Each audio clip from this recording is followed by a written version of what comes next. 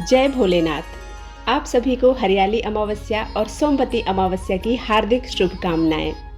श्रावण मास में अमावस्या व्रत का विशेष महत्व होता है। इस वर्ष श्रावण मास की अमावस्या तिथि सोमवार के दिन पड़ रही है। इस दिन सावन का दूसरा सोमवार का व्रत भी रखा जाएगा। वर्ष 2023 में सोमवती अमावस्या को बहुत ही महत्वपूर्ण माना जा रहा है। तो आइए जानते हैं कब है सोमवती अमावस्या, व्रत विधि क्या है, शुभ मुहूर्त क्या है, पूजा की विधि क्या है और पूजन सामग्री क्या है। तो यह संपूर्ण जानकारी आपके साथ इस वीडियो में शेयर कर रही हूँ। वीडियो पसंद आता है तो प्लीज़ लाइक ज़रूर कीजिएगा। चैनल पर पहली बार आए हैं तो इसे सब्सक्राइब करना बिल्कुल मत भूलिएगा। हिंदू धर्म में सोमवती अमावस्या का विशेष महत्व होता है। यह दिन सुहागिन महिलाओं के लिए महत्वपूर्ण होता है।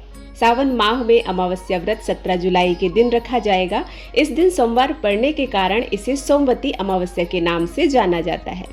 धार्मिक मान्यताओं के अनुसार सोमवती अमावस्या के दिन श्राद्ध कर्म, तर्पण इत्यादि करने से व्यक्ति को सुख समृद्धि की प्राप्ति होती है।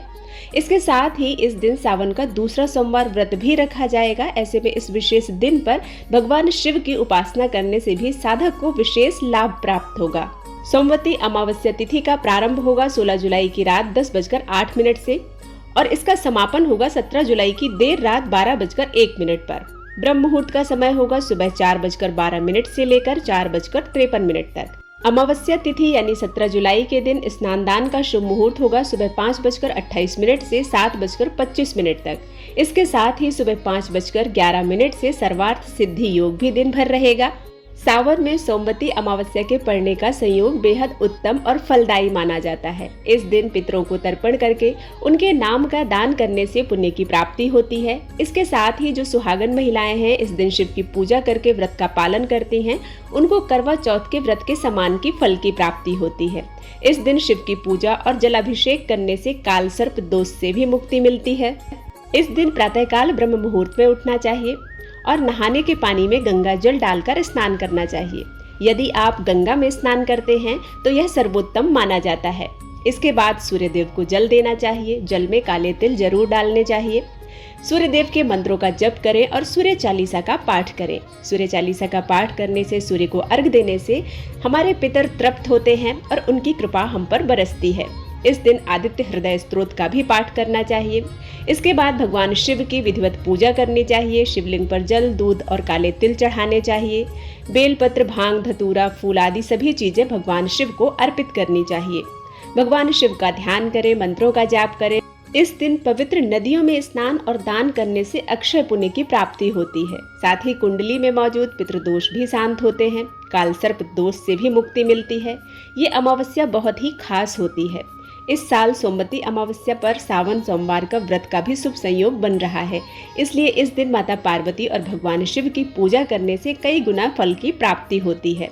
सोमवती अमावस्या के दिन पूजन में कौन सी सामग्री हमें उपयोग करना है तो इसे आप नोट कर लीजिए। सोमवती अमावस्या की पूजा की थाली में चंदन, कलश, चूड़ी, बिंदी, धूप, घी, पुष्प, रोली, दीप, अक्षत, माला और जनेऊ रखना चाहिए। भोग के लिए मिठाई रख सकते हैं। कलावा, सिंदूर, पान के पत्ते, सुपारी, लौंग, इलायची, बतासे, काले चने, इन सभी चीज़ों को आप पूजा की थाली में रख लीजिए। माँ पार्वती के लिए 16 श्रृंगार रख लीजिए और 16 श्रृंगार में हरी चूड़ियाँ जरूर रखिए, क्योंकि हरियाली अमावस्या के दिन माता को हरी चूड़ियाँ समर्पित करना चाहिए। सोमवती अमावस्या के दिन महिलाएं अपने सुहाग को अखंड बनाने के लिए पीपल वृक्ष की 108 परिक्रमा करती हैं। यदि ऐसा करना आपके लिए संभव नहीं है तो आप 7 परिक्रमा करके 7 बार माँ गौरी का ध्यान करके सिंदूर अर्पित करें और 7 बार ही अपनी मांग में सिंदूर लगाएं।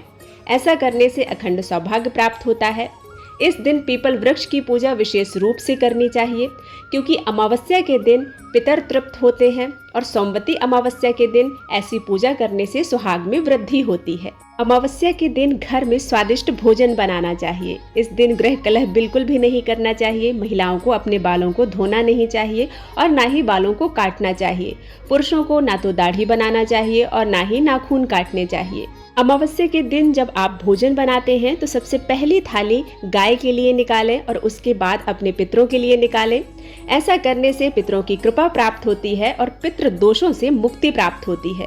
तो अमावस्या पर इन छोटे छोटे उपायों को करने से आप देखेंगे धीरे धीरे आपको इन उपायों का फल मिलना प्राप्त हो रहा है। अमावस्या के दिन और पूर्णिमा के दिन, इन 2 तिथियों में हर महीने दान विशेष रूप से निकालना चाहिए। अमावस्या के दिन विशेष रूप से काले तिल और काली उड़द, काले चनों का दान करना चाहिए, गुड़ का दान करना चाहिए। इससे अक्षय पुण्य की प्राप्ति होती है।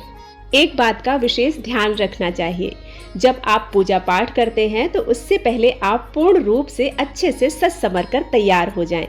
कोशिश करें कि 16 श्रृंगार कर लें, और यदि ऐसा करना संभव नहीं है तो आप विशेष रूप से चूड़ी, बिंदी, सिंदूर और बिछिया अवश्य पहने। तो ऐसा करते हैं तो आपकी सुहाग में वृद्धि होती है, आपको स्वयं भी अच्छा लगता है और सकारात्मकता महसूस करते हैं। देखिए, यहाँ पर मैं एक बात विशेष रूप से आपसे कहना चाहती हूँ। यदि आपके घर के आसपास कहीं पीपल का वृक्ष नहीं है तो आप ऐसी स्थिति में परेशान बिल्कुल ना हो। आपके घर में तुलसी का पौधा तो है ही, तो उस तुलसी के पौधे में आप 108 परिक्रमा कर सकते हैं, सुहाग सामग्री समर्पित कर सकते हैं। आप यथाशक्ति परिक्रमा करें, 7, 11, 21, 108, जितनी आपकी सामर्थ्य है आप उतनी परिक्रमा करें और माँ वृंदा की पूजा करें। इससे आपको अखंड सौभाग्य की प्राप्ति होगी। उम्मीद करती हूँ यह वीडियो आप सभी को पसंद आया होगा। जानकारी अच्छी लगती है तो इसे लाइक जरूर करें। भगवान शिव और माँ पार्वती हम सभी का सुहाग अखंड रखें। इसी कामना और विश्वास के साथ आप सभी से विदा लेती हूँ। मिलती हूँ एक नई कथा के साथ। तब तक के लिए ओम नमः शिवाय।